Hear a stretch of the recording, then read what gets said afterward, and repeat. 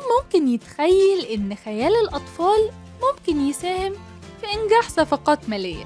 آيفان مستشار مالي عنده عقدة في اتخاذ القرارات، وده اللي بيخليه يعاني في وظيفته في وقت بيكون لازم ياخد فيه خطوة، لحد ما في لحظة ما عن طريق الصدفة بنته الصغيرة بتقدم له القرار الأمثل أثناء لعبها في العالم الخيالي اللي كل الأطفال بيخلقوا لنفسهم للعب. وبالفعل آيفان بياخد بنصيحتها وبينجح.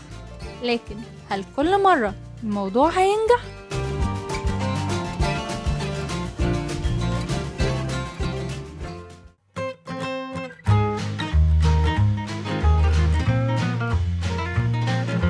Imagine that.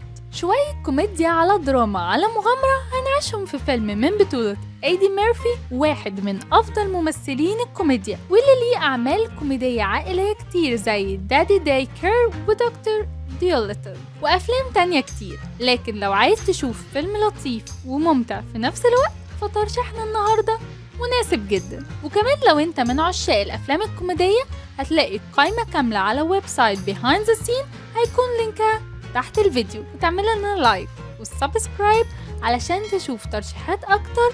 معايا أنا دعاء إبراهيم في ترشيحات Behind.